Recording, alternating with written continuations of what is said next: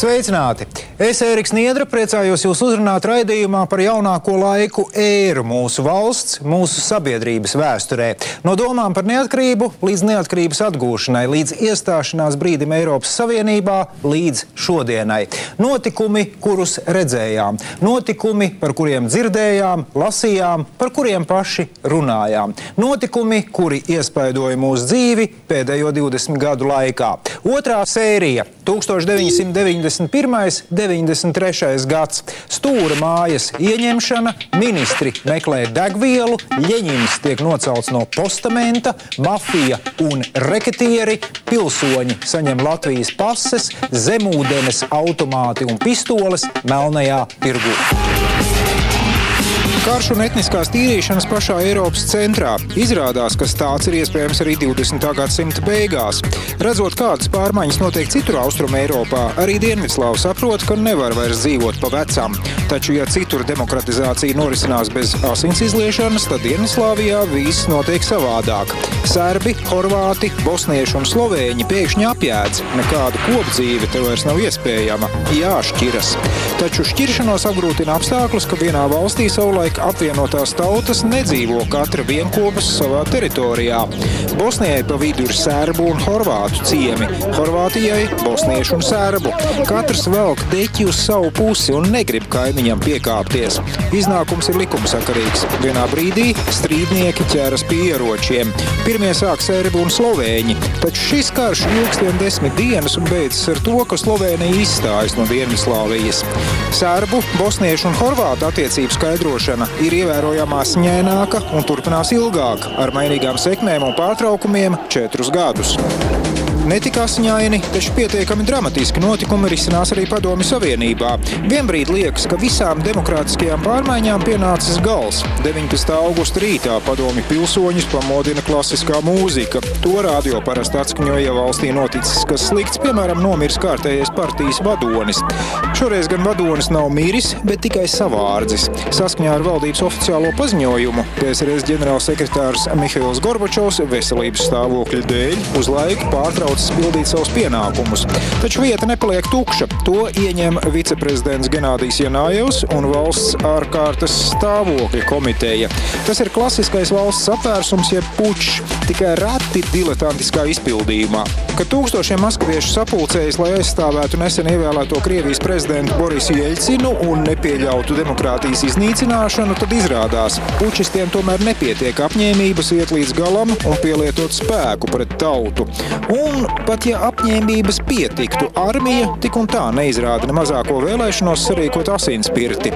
Iznākums – pēc pāris dienām pučisti tiek apcietināti un Gorbačovs var atgriezties no vasarnīcas Krimā, kur atradās mājas arestā. Atgriešanās nav triumfāla.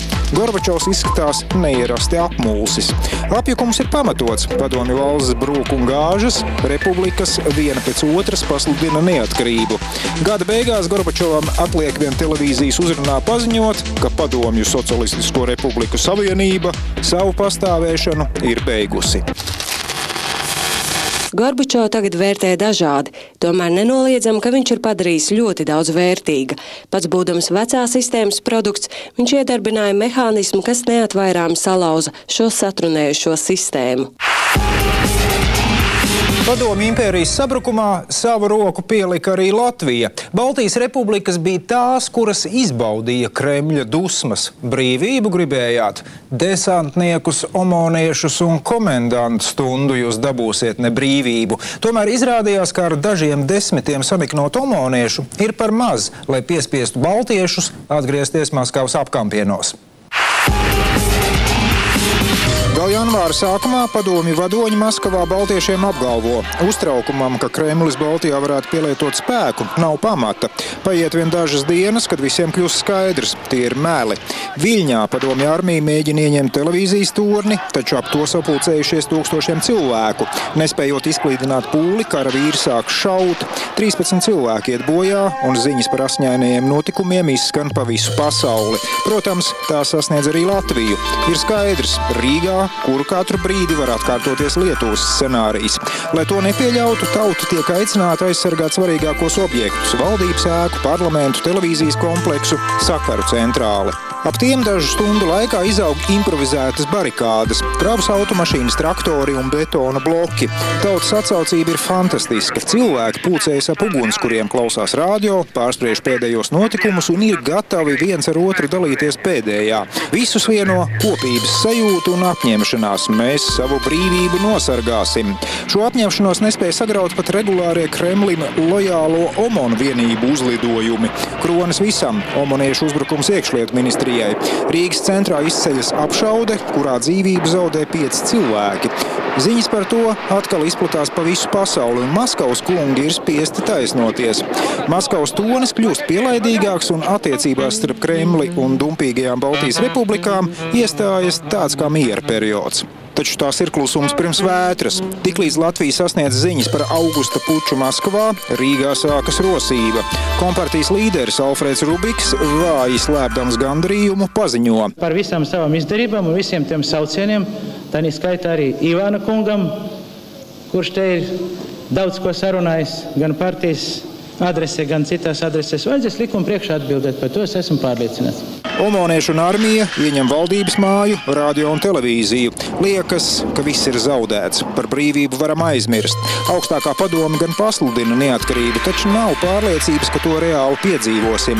Vēsturiskā lēmuma pieņemšanas brīdī pārsimt metrus no parlamenta stāv OMON bruņumašīnas. Tomēr biedra Rubika prieki ir pāragri. Pučisti zaudē, un Alfrēds Petrovičs pašam par lielu pārsteigumu tiek arestēts un nonāk uz apsūdzēto sola. Tiesa savu pārliecību atšķirībā no citiem nesenajiem komunistiem viņš nemaina. Vienā brīdī situācija ir mainījusies par 180 grādiem. Rubiks ir cietumā, kompartija aizliegta, bet Ļeņina pieminekļi tiek demontēti. Rīgas galvenais Ļeņineklis gan negrib padoties. Vadoņa figūra postamentam piestiprināta tik pamatīgi, ka strādniekiem nāks mocīties visu nakti, kamēr to dabū nost. Slēgti tiek nevien kompartijas biroji, bet arī iestāde, no kuras visi baidījās – Valsts drošības komiteja, ja bēdīgi slavenā Stūra māja.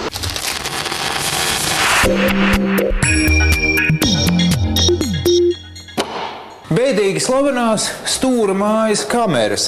Drošības komitejas pastāvēšanas pēdējos gados briesmīga bija vairs tikai to slava. Plašās kamerās nekā briesmīga vairs nebija, tikai telpa. Izmērs 3x8 soļi un mazs restots lodziņš, pa kuru var redzēt tikai debesu stūri. Čekas pagrabi, kur 40. gados tiešām notika briesmu darbi, ieslodzīto turēšanai vairs netika izmantoti. Te glabāja nevajadzīgo inventāru. Arestanti sēdēja pirmajā stāvā. Turēja te par bīstamiem uzskatītus noziedzniekus, bandītus, spiegus, pretpadomju elementus. Dienas režīms izcila vienmuž. 6 celšanās, tad brokastis, putra, tēja, 2 gabala rupmaizes. Pēc tam stundu ilga pastaiga Stūra mājas pagalmā. Pusdienās zupa, tad vakariņas. Atkal rupmaize, tēja un putra. Pa vidu reizēm izsaukums pa izmeklētāja, reizi nedēļā duša.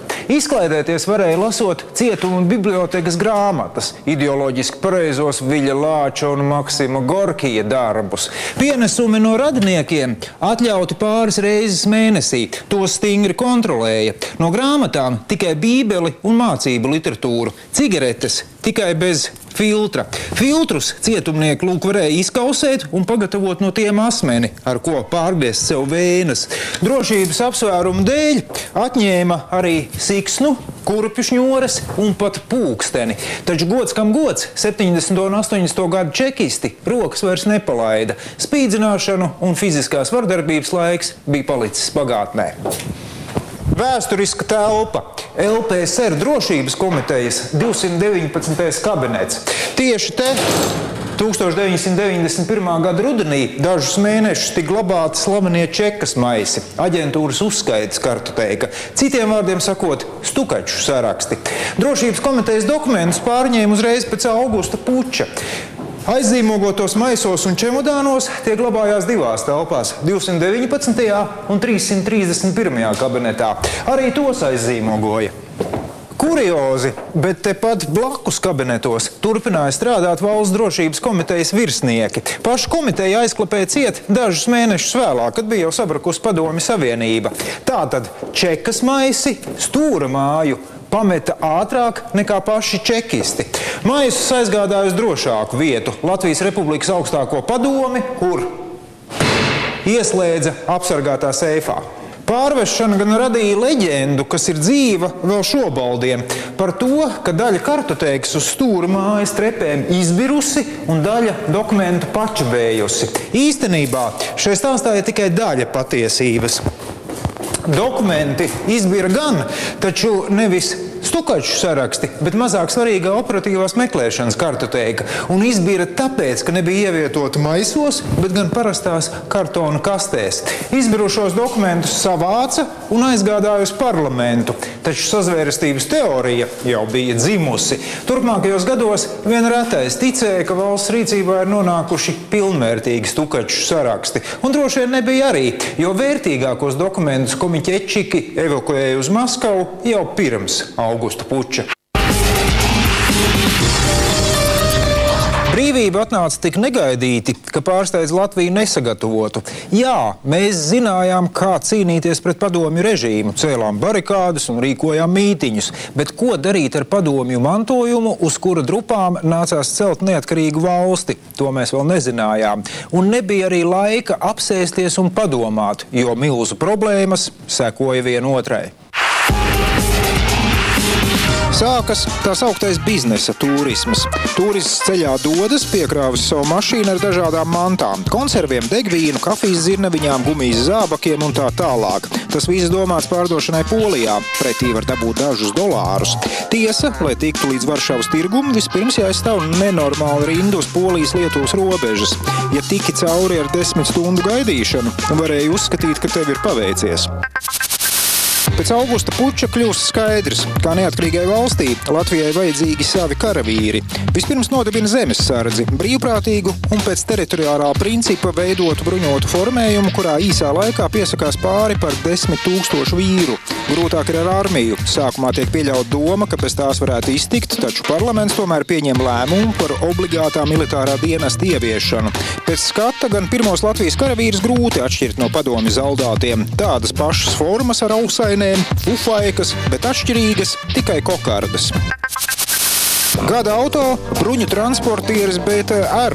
Ar tādiem izinās tumsas spēki, omoniešu un padomju desantnieki. Trokšņains un nepārāk ērts transporta līdzeklis, taču ļoti noderīgs laikā, kad brīžiem nav skaidrs, kas tad valstī ir pie varas. Arī degvielas patēriņš liels, teju litrs uz kilometru. Degvielas nepietiek pat vieglajām mašīnām, sabiedriskajām transportam un ātrijai palīdzībai. Benzīna piegādes no Krievijas samazinās gandrīz līdz nullē, tādēļ valdībai nāks ieviest degvielas talonus. Normas ik pa brīdim mainās un ir mēneši, kad privātā transporta īpašniekiem nākas iztikt vien ar 20 litriem benzīna. Izmanīgākie dodas pie Krievijas karavīriem, kas vienmēr gatavi pa kluso uzsist gaisā pāris kannas. Grupa Jauns mēnesis, tās līderis ir agrākais poligrāfiķu kluba dižžokejs Ainars Mīlaus, triumfē starptautiski. Balāde Piekūns skrien debesīs grupai nodrošina uzvaru, Grand Prix un pamatīgu naudas prēmiju Eiropas festivālos Sopotā un Bregenzā. Lieliska mūzika, kur U2 raksturīgais roka intelekts tiekas ar latviešu tautas dziesmu. Lielisks arī videoklips, kas nonāk pat rietumu mūzikas televīziju rotācijās. Pēc ilgiem politiskiem strīdiem pieņems likums par denacionalizāciju. Vecie nami, kurus padomju vara pirms pusgadsimta atņēma īpašniekiem, tagad tiek atdoti atpakaļ. Liekas, nu tik varēs ar dzīvokļu īri pelnīt milzu naudu, bet nekā nebija. Īres maksu paaugstināt nedrīkst, tādēļ pirmie pāris gadi namsaimniekiem ir smagi. Viens otrs spiests pat piestrādāt par sētnieku, lai savilktu galus kopā.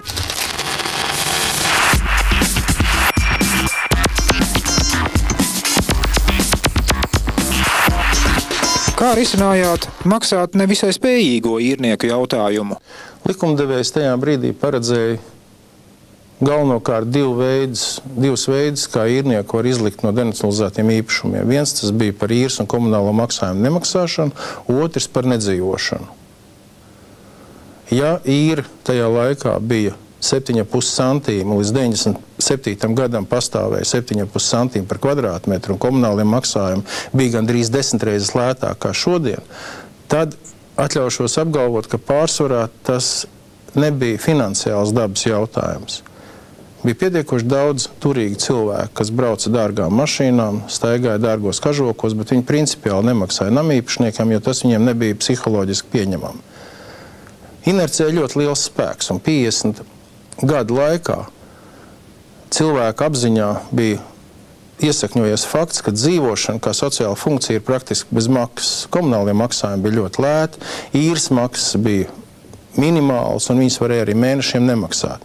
Un tagad 91. gadā, pēc 91. gada novembra, kad tika pieņemts likums par namīpašumu denacionalizāciju, pēkšņi uzrodas namīpašnieks, kas grib no teviem saņemt šo īres maksu un pieprasa, lai tu nemēslo kāpņu telpā. Un tas daudziem bija psiholoģiski nepieņemami. Viena Padomju Socialistisko Republiku Savienība no pasaules kartes bija izzudusi, taču uz rietumiem no Latvijas atradās cita, stipra un ietekmīga Eiropas Savienība. Nosaukumi līdzīgi, taču būtība pilnīgi atšķirīga. Nav nekāda centra diktāta, nav vardarbības. Visas vienošanās Eiropas Savienībā tiek panāktas sarunu ceļā un ir visām dalību valstīm izdevīgas. Nav vairs viena priekšnieka, kas bargā molsī mācītu citiem dzīvot. Vārdu sakot, demokrātija Eiropas gaumē un līdz šim vēl neredzēts valstu savienības modelis. Pamati Eiropas Savienībai tika likti ievērojami agrāk, 1951. gadā, kad vairākas Eiropas valstis vienojās par vienota tirgus principiem un ekonomisko barjeru nojaukšanu starp valstīm. Taču situācija Eiropā ir mainījusies līdz nepazīšanai, jo vairs nav divu dažādu sistēmu – sociālismu un kapitālismu, kas viena uz otru skatītos kā uz ienaidnieku. Brīvāk preču apmaiņu un cilvēku kustību taču nāks par labu visiem. Pie šāda secinājuma nonāk 12 Eiropas valstis. 92. gada sākumā to pārstāvji nelielā, bet senā Nīderlandes pilsētā Māstrihtā paraksta vienošanos, kas līdzinējai valstu kopienai piešķir jaunu nosaukumu – Eiropas Savienība un skaidri iezīmē vienotās Eiropas nākotni. Kāda ir jaunās Savienības plāni? Pamatprincipi ir vienkārši. Brīva preču kustība, Eiropas Savienības ietvaros valstis savus preces var eksportēt bez muitas un citām barjerām. Brīva cilvēku kustība. Dzīvo un strādā, kur vēlies. Anglis var strādāt Spānijā, bet vācietis Īrijā, kur katram liekas labāk. Nākamais pamatprincips – brīva pakalpojumu kustība. Tātad vienas dalībvalsts uzņēmums var darboties otras valsts tirgū. 4. princips – brīva kapitāla kustība. Uzņēmējs var naudu bez šķēršļiem ieguldīt citā valstī. Finansu kustība notiek ātrāk un vienkāršāk. Māstrihtas vienošanās lika pamats arī vēlākai vienotās valūtas ieviešanai. Jau tā paša gada rudenī visa pasaule uzskatāmi var pārliecināties, ka doma par Eiropas kopējo naudu ir pareiza. Melnā trešdiena. Ar tādu nosaukumu vēsturē palikusi diena, kad valūtas spekulants Džordžs Soros sagrāva britu sterliņu mārciņu. Vispirms viņš vairāk mēnešu garumā pamazām iepirka mārciņas, bet pēc tam vienā dienā, 16. septembrī, visus savus mārciņu krājumus apmainīja pret vācu markām. Darījuma kopsumma – 15 miljardi marku. Ieplūstot valūtas tirgū tik milzīgam mārciņu apjomam, tās kurs automātiski nokrita rekordzemā līmenī. Un tad Soros izdarīja vēl vienu maiņas darījumu. Par visiem 15 miljardiem marku sapirkās lēto angļu mārciņu. Mārciņas kurs atkal cēlās un spekulants nopelnīja vismaz $1 miljardu. Atšķirībā no Lielbritānijas iedzīvotājiem, kas cieta pamatīgus zaudējumus. Redzot to, Eiropas Savienības valstu pārliecība par vienotās valūtas nepieciešamību auga augumā. To sagraut nebūtu tik viegli. Paradoxālā kārtā Lielbritānija vēlāk tā arī paliks pie savas mārciņas un neieviesīs eiro. Latviju Sorosa spekulācijas neietekmē. Valūtas mums nav, bet rubļi pasaules finanšu dūžus mēs kādēļ neinteresē. Taču mūs pašus Eiropa interesē, un mēs pat atrodam jaunas preces, ko iepriekš nebūtu iedomājušies importēt. Piemēram, Holandē audzētus ziedus. Sākumā tā ir eksotika, taču drīz vien holandiešu tulpes sāk konkurēt ar mārupē vai ūbrukā audzētajām.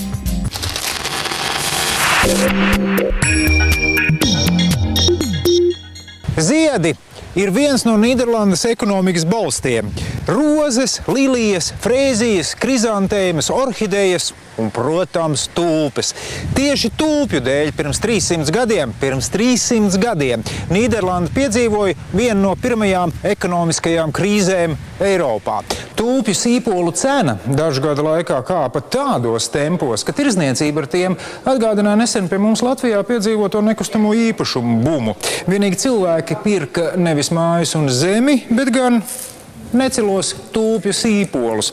Todēļ pat kredītus ņēma un īpašumus ieķīlāja.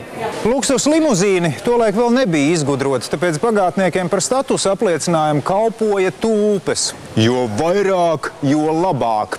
Beidzās tulpu mānija likumsakarīgi. Pēc nepilna gada tirgus bija pārsātināts, burbulis plīsa un cenas nokrita vairākas reizes. Daudz izputēja, taču pavisam pret tulpēm neatcala, gluži pretēji. Turpināja tās audzēt lielos apmēros, taču šoreiz jau par krietni vien izdevīgākām un zemākām cenām. Iznākums tagad tulpes un citu šķirņu ziedi kļuvuši par vienu no svarīgākajām Nīderlandes eksportprecēm. Apjomi iespaidīgi. Viena gada laikā Nīderlanda eksportē ziedus 6 miljārdu eiro apmērā. Savus ieguldījumus arī Eiropas Savienībai. Tās finansējums ļāvis mazajiem ziedu audzēšanas uzņēmumiem uzlabot informācijas saņemšanas un apmaiņas iespējas. Rezultātā uzlabojas konkurētspēja. Alsmēra, šī nelielā pilsētiņa, tikai 25,162 iedzīvotāji, ir Eiropas ziedu tirdzniecības centrs.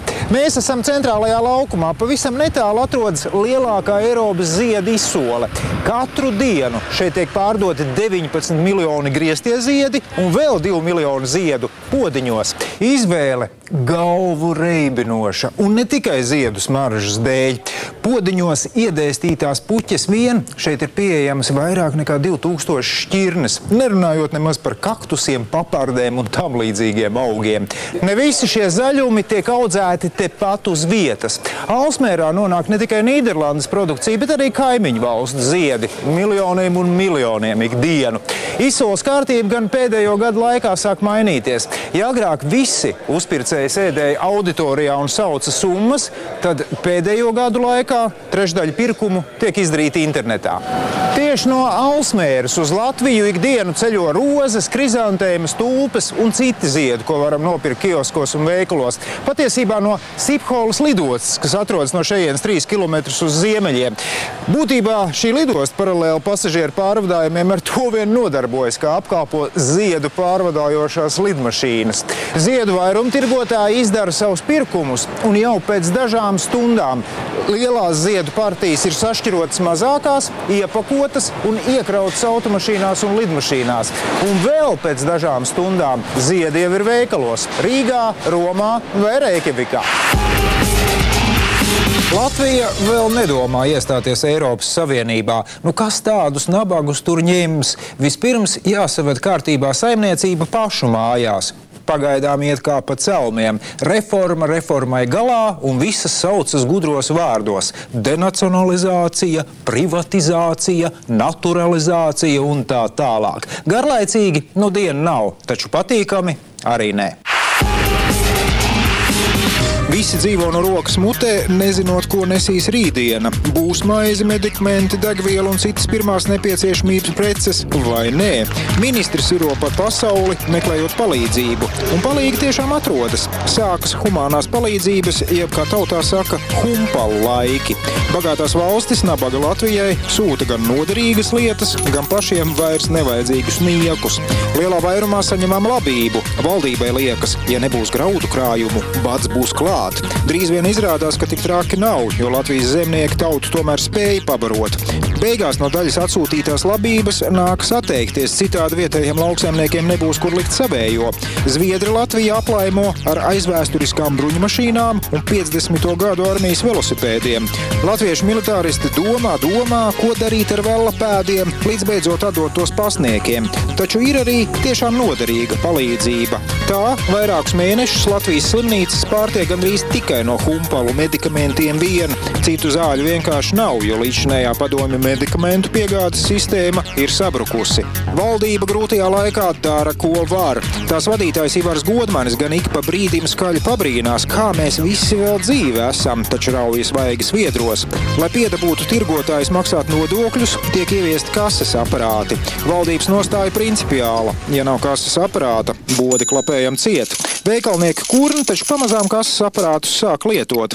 Lai paglābtu tos valsts uzņēmumus, kas vēl darbojas, tiek nolēmts tos nodot privātu uzņēmējiem. Tātad jāveic privatizācija. Bet kā izdarīt tā, lai savus gabaliņš kopējā īpašuma tiktu katram un neviens nejustos apdalīts? Ekonomisti iesaka ieviest privatizācijas certifikātus. Katram iedzīvotājiem tiek noteikts certifikātu skaits, ar ko viņš var rīkoties pēc saviem ieskatiem. Var tos samainīt pret kādas rūpnīcas akcijām, privatizēt dzīvokli vai arī vienkārši pārdot. Atrodas gan oponenti, starp tiem arī pats premjerministrs, kas iebilst, lielas jēgas no certifikātiem nebūs. Ja visi tos ieguldīs uzņēmumos, tad ar tik daudziem maziem akcionāriem tie būs grūti pārvaldāmi. Ja pārdos uzpircējiem, tad ej nu sazini, kā rokās nonāks lielie īpašumi. Tā arī beigās notiek. Nezinot, ko ar certifikātiem iesākt, daudzi tos par lētu naudu pārdod. Tiekam arī pie jauniem dokumentiem un naudas. Padomju pases nomaina Latvijas Republikas pilsoņu pases. Lītākas un, kā tiek apgalvots, grūtāk viltojamas. Ja pase ir uz palikšanu, tad jaunā nauda, Latvijas rublis, iecerēts kā pārejas posms uz latu. Uzreiz latu nav vērts ieviest. Inflācija ātri padarītu to bezvērtīgu. Sākumā gan cilvēki baidās no Latvijas rubļa. Saka, tādi papīriņi vien ir, vai tad par tiem, ko varēs nopirkt. Taču valdība Latvijas rubli nosaka kā vienīgo maksāšanas līdzekli. Veikalniekiem vairs nav kur likties, nākas vien pieņemt repsīšus. Tā jauno naudu sāk saukt tautā par godu Latvijas bankas prezidentam.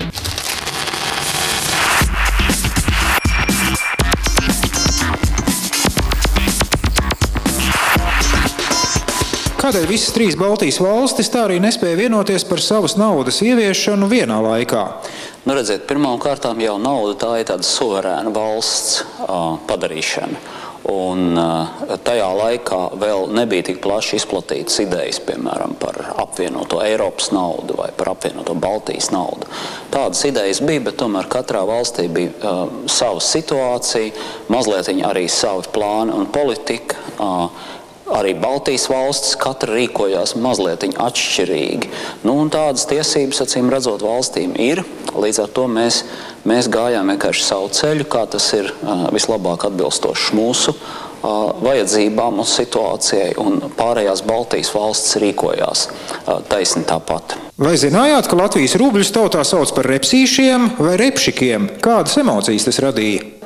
Jā, es to zināju, tā sakot, radītāja vārdā, un ņemot vērā, ka tā nauda godam kalpoja un savu uzdevumu izpildīja, pat ar uzviju, tad jutu, zinām, lepnumu. Latvieši pamazām izjūt civilizācijas labumus. Benzīnu A76 nomaina A92 vai pat A95. Vecos benzīna tankus, mūsdienīgas degvielas uzpildes stacijas. Programma Vremja un daudzsērija filma par Štirlicu vairs nav modē. Tagad visi sēž pie televizoriem un jūt līdzi Donnas Beižas vai Mariannas un Luisa Alberto prātu neaptveramajiem attiecību līkločiem. Dienvidamerikāņu seriālu skatīšanās kļūst par apsēstību. Viens kanāls rāda Donu Beižu, cits bagātie arī raud. Pēdējais ir īpaši populārs. Tā demonstrēšanas laikā ielas vietām ir kā izmirušas un dzīve pilsētā apstājusies. Vairums ļaužu, īpaši jau dāmas, sēž pie televizoriem un mutautiņu rokās sažņaugušas, seko galvenās varonas dramatiskajai dzīvei. Strenčos seriāla dēļ pat notiek nelaime. Tā demonstrēšanas laikā aizdegas šķūnīši, pēc tam uguns pārmetas uz skolu. Kad cilvēki beidzot atraujas no ekrāniem, skolu glābt ir par vēlu. Izrādās, dziļā krīzē nonākusi Latvijas rūpniecība tomēr spēja saražot rietumos pieprasītas preces. Tiesa, negluži legālā veidā. 3 medikamentu ražotnes Olain Pharma vadītāji nonāk uz apsūdzēto sola pēc tam, kad atklājas. Rūpnīca paklusām ražojusi narkotisko vielu amfetamīnu, 15 miljonus tablešu, ko pārdevusi uzpircējiem Slovākijā. Latvijā tobrīd tik smalkas narkotikas vēl nav pieprasītas. Visiem 3 vainīgajiem piespriež cietumsodu. Latvija tiek pie pirmā īstā slepenā dienesta. Arī nosaukums atbilstošs – drošības dienests. Vada to impozantu izskata vīrs Juris Vectirāns. Teorētiski drošības dienestam būtu jāapsargā parlaments, taču ar ko tas nodarbojas patiesībā, zina vien daži cilvēki. Nav brīnums, ka sāk klīst baumas par dienesta slepenajām operācijām un teju vai politiķu izspiegošanu. Lielā brīvība gan beidzas jau pēc pāris gadiem, kad notiek pamatīga reorganizācija. Ziemas olimpiāda Albervilā, pirmā, kurā piedalās atjaunotā Latvijas komanda. Medaļas Ziemas olimpiādē mūsu sportisti neizcīna, līdz tam nāks vēl pusgadu paciesties. Toties vasaras olimpiādē Barcelonā viss ir kārtībā. Latvijai tiek veselas 3 medaļas. Afanasijs Kuzmiņš šaušanā un Ivans Kļemeņķevs airēšanā izcīna sudrabu, bet Ainis Ozols riteņbraukšanā bronzu. Tiek dibināta viena no Latvijas visu laiku jautrākajām un asprātīgākajām apvienībām – grupa Labvēlīgais tips. Tās līderis, TV režisors un dižžokejs Andris Freidenfelds, ir vienkārši Fredis. Mūzikā dominē jautru ballīšu un restorāna atmosfēru, un vienā katlā te sagāsts viss – pops, roks, šlāgeris, skaudra romance un disko. Galvenie trumpji, sadzīviski aktuāli teksti un smalka pašironija. Turklāt grupa ir neparasti ražīga. Katrā nākamajā gadā uz 1. aprīli izlaižot pa albumam. Latvija piemeklē krāsaino metālu zādzību bumbas, zog jebkādus priekšmetus, kas satur krāsmetālus, kapu pieminekļus, alumīnija kastroļus, pat dzelzceļa līniju vadus, tā nopietni apdraudot satiksmes drošību. Kādu nakti veikli zēni nosper pat plāksni ar uzrakstu Latvijas Republikas Saeima. Visus zaktos labumus garnaģi nes uzpircējiem, kas metālu tālāk pārdod uz Rietumu Eiropu. Bija brīdis, kad Latvija skaitījās viena no lielākajām krāsaino metāla eksportētājām visā Eiropā.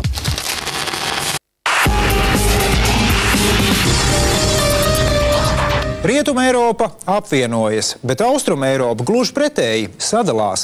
Čehoslovākijas vietā nu ir Čehija un Slovākija, bet Dienvidslāvijā vispār vairs neko nevar saprast. Bijušās sastāvdaļas nikni karo savā starpā. Miera nav arī Krievijā. Tur prezidents sastrīdas ar viceprezidentu parlamentu. Beidzas, kā jau tas daždien Krievijā ierasts, ar šaušanu. Politiskās sistēmas un varas maiņa, kā redzams, mēdz būt grūts un pat asiņains process.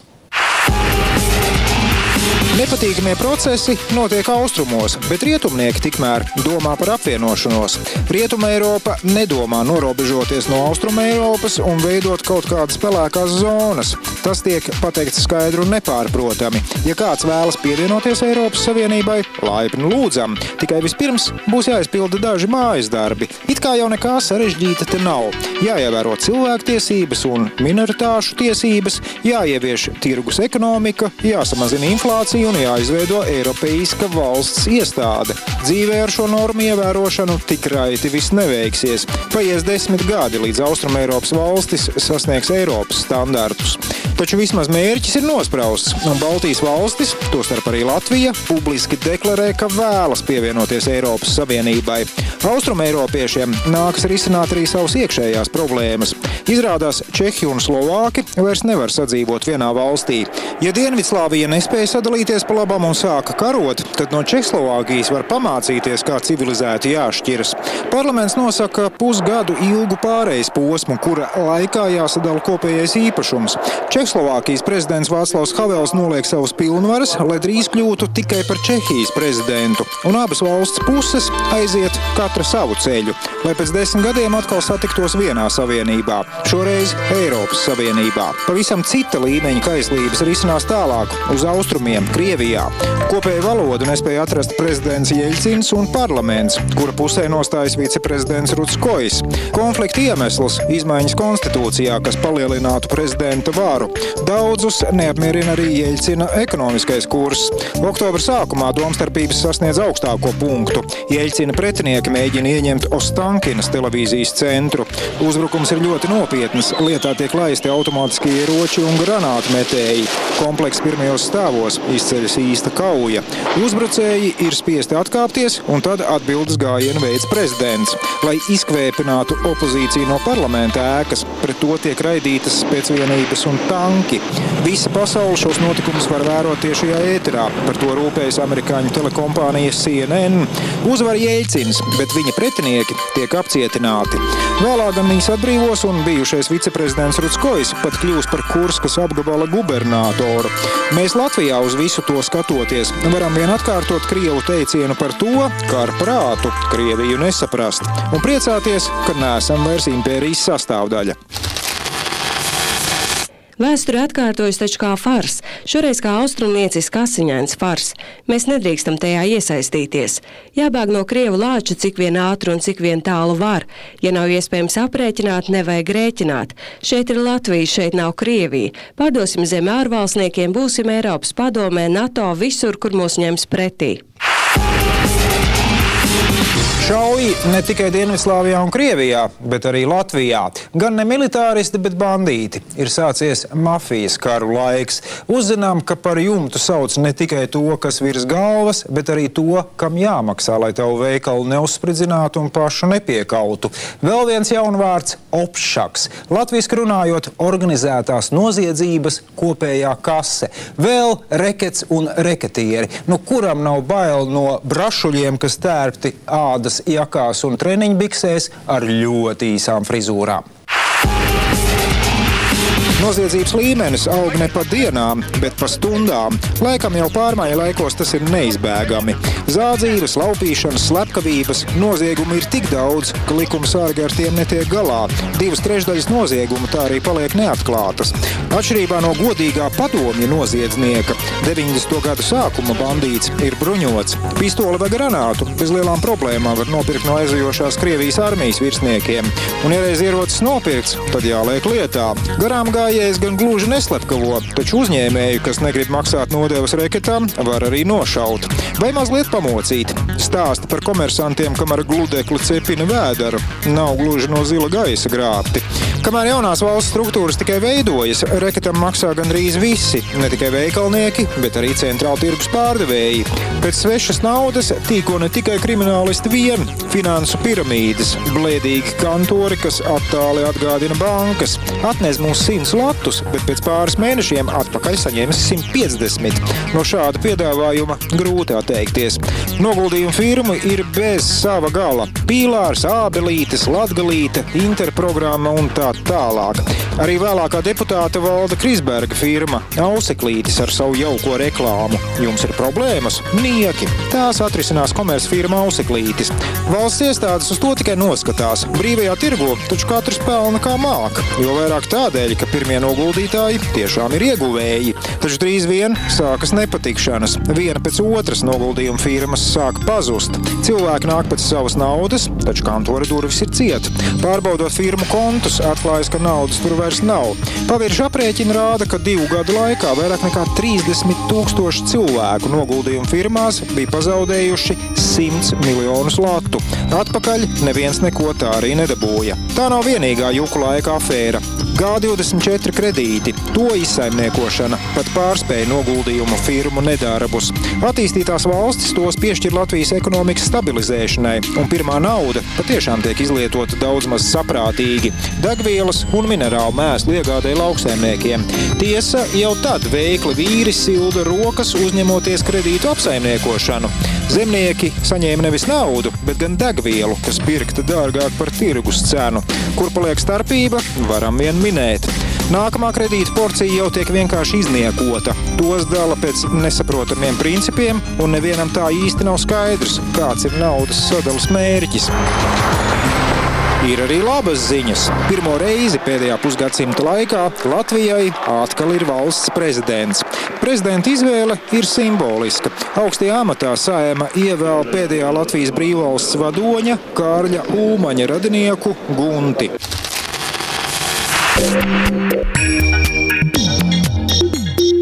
Prezidents bija ievēlēts, taču jumta virs galvas viņam nebija. Pēc tradīcijas valsts prezidentam vajadzēja apmesties šeit, Rīgas pilī, taču tobrīd tas nebija iespējams. Telpas vēl nebija atbrīvojuši iepriekšēji iemītnieki, skolēni. Padomi laikos senajā ēkā bija Pionieru pils, bet pēc neatkarības atgūšanas to nosauc par skolēnu pili. Bērni, kuriem patiesībā neviens piekrišana neprasīja, bija ar mieru telpu sadot prezidenta onkulim, taču sākumā tas tik un tā vajadzēja izremontēt. Pagaidu rezidencei izvēlējās Maikapara namu. Skaista divstāva ēka Rīgas centrā. Agrāk piederējusi tabakas rūpniekam Maikaparam, bet vēl pirms tam tirgotājam Vāgneram. Namu 1876. gadā būvēja pēc arhitekta Roberta Pflūga projekta. Viņš piedalījies arī Saeimas namu projektēšanā. Bija viņam zināt, ka abas šīs ēkas kādreiz iemiesos neatkarīgās valsts varu. Arī bez Latvijas politiķiem nama ievērojamo iemītnieku saraksts 100 gados bijis iespaidīgs. Kādu laiku te mitinājās padomju maršals Bagramjans. Tad Rīgas vizītes laikā Maikapara namā apmetās padomju līderis Nikita Hruščovs un viņa Dienvidslāvijas kolēģis Josips Broz Tito, bet 1993. gadā ievērojamo iemītnieku sarakstam pievienojās Latvijas valsts prezidents Guntis Ulmanis. Maikapara nama oficiālais īpašnieks tolaik bija kāds cits visā valstī pazīstams cilvēks – Bankas Baltija īpašnieks Aleksandrs Lavens. Viņš ēku saņēma kā dāvinājumu no iepriekšējo īpašnieku mantinieces, kas dzīvoja Francijā. Paveicās cilvēkam. Tieši no Laventa tad prezidenta kancelēja namu uz 1,5 gadu iznomāja. Lai arī no skata glīts īsti piemērots prezidenta rezidencē tas tomēr nebija. Ar iekštelpām vēl viss kārtībā, varēja gan apspriedes rīkot, gan ārzemju viesus uzņemt. Arī sakaru līnijas bija iekārtotas atbilstoši prezidenta rezidences vajadzībām. Problēmas radīja vietas trūkums. Ja sabrauc tā pavairāk viesu, īsti nebija kur mašīnu nolikt. Un vēl jau drošības apsvērumi. Ēka atrodas ielas malā, tātad teorētiski kāds terorists var prezidentam akmeni logā iemest vai izdarīt vēl ko sliktāku. Arī ielas trokšņi radīja neērtības. Te kāda mašīna naktī garām aizbrauc, te trolejbus, te dzērāji sāk aurot. Tur pāri pa diagonāli visu laiku darbojasies točka. Īsi sakot, kad prezidenta īstā rezidence beidzot bija gatava, Ulmaņa komanda pagaidu mājvietu atstāja bez nožēlas. Jaunajiem Latvijas politiķiem sākas jauns mācību gads. Ievēlēts pirmais īsti brīvais un demokrātiskais parlaments. Tā deputātiem jāmācās partijas disciplīna. Ja frakcijas priekšsēdētāja īkšķis pacels šādi uz augšu, tad jābalso par. Ja uz leju, tad pret.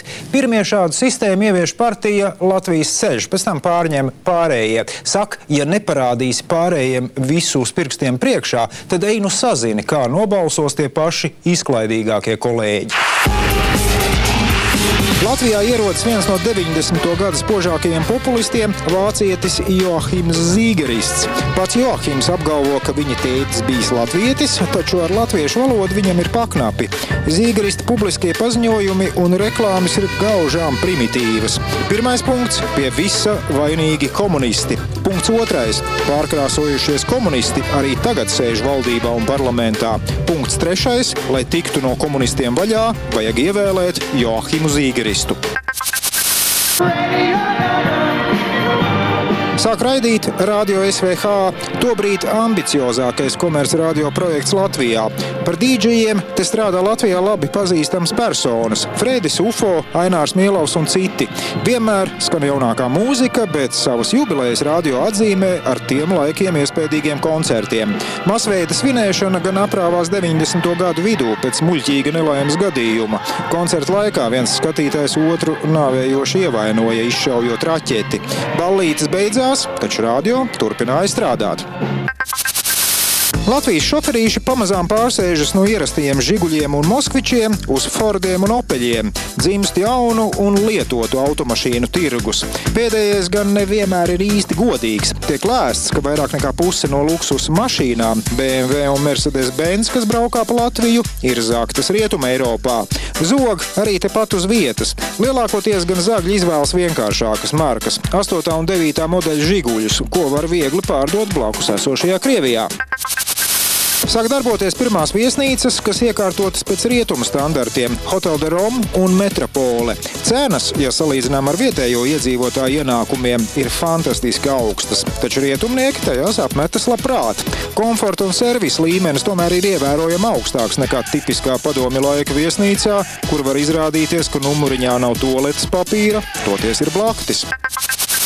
Bolderāja kļūst par starptautisku bruņojuma tirgus placi. Latvijas valdībai ar to nav ne mazākās saistības. Tā ir aizajošā Krievijas armija, kas iztirgo nevajadzīgas zemūdenes.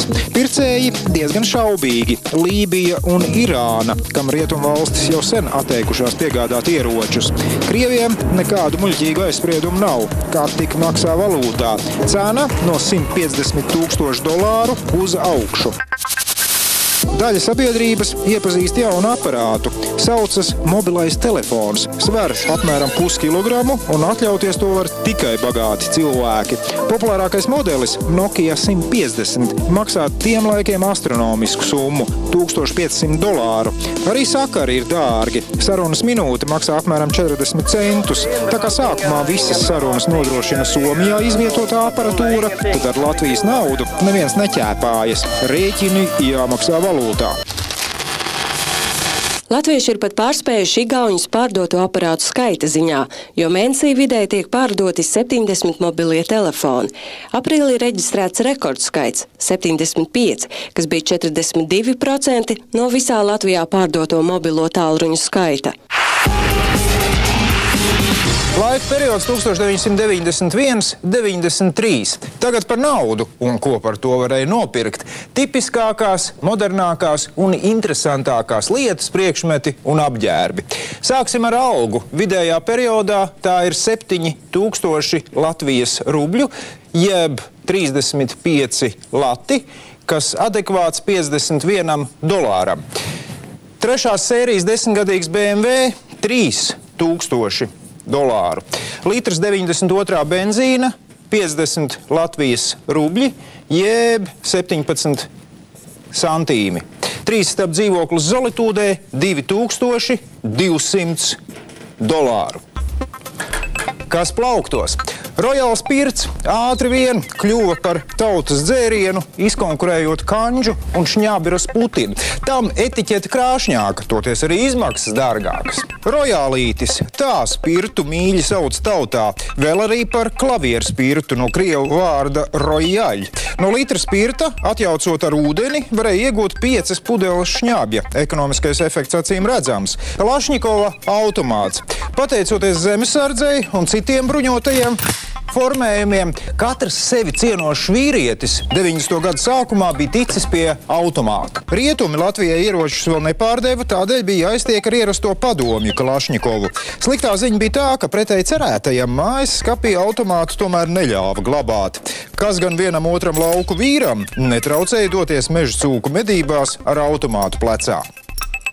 Banāni. Padomju laikā eksotiskie augļi bija deficīts. Nevienā padomju republikā tie neauga, bet valūtu to iegādēja valdība tērēt nebija noskaņota. Bija gan mums brālīgas valstis Āfrikā, taču ar tām ekonomiskā sadarbība parasti bija vienpusēja. Mēs viņiem tankus un automātus, viņi mums savu uzticību sociālismu idejām. Tādēļ tikai brīvā tirgus apstākļos latvietis beidzot varēja kārtīgi pieēsties banānus. Coca-Cola. Latvija 90. gadu sākumā bija unikāla zeme, jo tieši mūsu rūpnīca Veldze pēc licenzes vienlaicīgi ražoja 2 niknāko konkurentu dzērienus – Pepsi-Colu un Coca-Colu. Idila gan turpinājās 1 gadu, pēc tam rūpnīca zaudēja tiesības ražot Coca-Colu. Cilvēki gan Amerikas nacionālo dzērienu dzēra tik un tā, īpaši nepētot, kur tas taisīts. Gāzes baloniņš. 90. gadu sākumā noziedzības līmenis vēl bija augsts. Policija spēja aizsargāt nevienmēr. Bija jāsargā sev pašām. Tādēļ par pašaizsardzības līdzekli numur 1 kļuva asaru gāzes baloniņš. Nekāda speciālā atļauja tā iegādē nav nepieciešama, arī nemaksā tas pārāk dārgi. Iepūt laupītājam ģīmī un laidies, kamēr ļaundars nav atjēdzies. Variācijas par pelnu trauku. Vienkāršākās kafejnīcās uz galdiņiem tiek likti šādi pelnu trauki, kas darināti no tukšām riekstu buņģiņām. Galdi šādos krogos parasti ir plastmasas un blakus improvizētajam skārda pelnu traukam greznojas mākslīgie ziedi. Pilnīgs minimālisms. Higiēniskās paketes. Pirmās pakešu reklāmas televīzijā bija īsts kultūras šoks. Nu kā tā var reklamēt tik intīmas lietas? Ja arī reklamē, tad vismaz darītu to naktī, lai bērni neredz. Vīriešu kārtas skatītāji gan to visu vēroja ar zināmu interesi. Nekad nebūtu domājuši, ka arī šāda veida precēm ir tik liela izvēle. Ar spārniņiem, bez spārniņiem un tā tālāk. Apģērbs. Modē nāk spilgtākas krāsas. Jūras zaļš, aveņu krāsas violets. Par to jāpateicas poļiem, jo tieši Polijā ražots apģērbs ir visējošākais, jo lēts. Kungiem vēl aizvien aktuālas ir stabulenes. Tās par labām atzīst arī dāmas, papildinot ar krāsainu vesti vai apjomīgu kokvilnas blūzi. Ļoti populārs ir džīnsu apģērbs. Bikses, jakas, krekli. Ja nepieciešams izskatīties solīdi, tad kungs džīnsu jaku nomaina pret žaketi. Protams, aktuālajā krāsā plus spilgta kakla saita. Neformālos pasākumos izvēlas ģērbt spilgtus atlasa kreklus vai spilgtas atlasa vestes. Tā bija dokumentālā seriāla Atgriešanās Eiropā 2. sērija. Nākamajā reizē 1994. 96. gads. Prostitūcija pamet pagrīdi, reņģu karš ar Igauniju, pirmie bankomāti Rīgā, Somi dzer Tallinā, Latvijas pirmais seksa skandāls, armija aiziet, postaža paliek. Visu labu un līdz nākamajai sērijai!